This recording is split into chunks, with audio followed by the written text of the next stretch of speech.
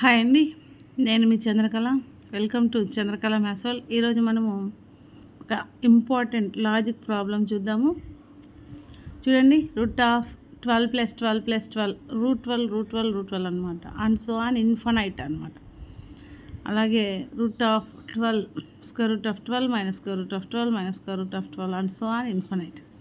ఇక్కడేమో ఇంటూ అనమాట, square root of 12 square root of 12 and so on infinite.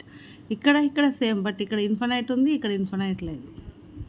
చూడండి, ఇలా ఉన్నప్పుడు ఏం చేయాలంటే ఈ నెంబర్ ఏదైతే మనకు రిపీట్ అవుతూ ఉందో ఈ నెంబర్ని రెండు కాన్సిక్యూటివ్ నెంబర్స్ యొక్క మల్టిప్లికేషన్గా రాసుకోవాలి.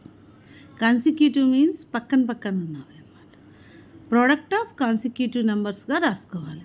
సో 12ని 3 × 4 రాసుకోవచ్చు, అంతేనా? n కాన్సిక్యూటివ్ నెంబర్సే కదా, n+1 3 4. సో ప్లస్ ఉన్నప్పుడు ఏంటంటే ఏదైతే వీటిల్లో బిగ్గర్ నెంబర్ ఉంటుందో, పెద్ద నెంబర్, దాన్ని మనం ఆన్సర్గా వేసుకుంటాం. అదే మైనస్ ఉన్నప్పుడు ఏం చేస్తామంటే ఏదైతే స్మాల్ నెంబర్ ఉంటుందో దాన్ని ఆన్సర్గా వేసుకుంటాం. నెక్స్ట్ ఇలా రూట్ 12 ఇన్ఫినైట్ ఉంటే ఏదైతే రిపీట్ అవుతా ఉందో అదే మన ఆన్సర్ అవుతుంది. నెక్స్ట్ రూట్ 12 × రూట్ 12 ఇక్కడ ఇన్ఫినైట్ లేదు.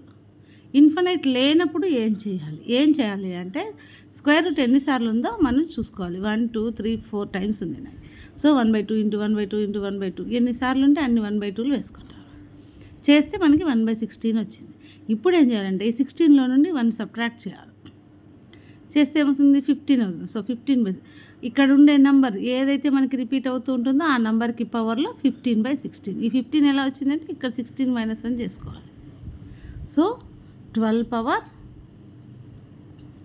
15/16 ఇది మన ఆన్సర్ అవుతుంది. ఇలాంటి మరిన్ని వీడియోస్ కోసం సబ్స్క్రైబ్ చేసుకోండి Chandrakala maths world. Thank you.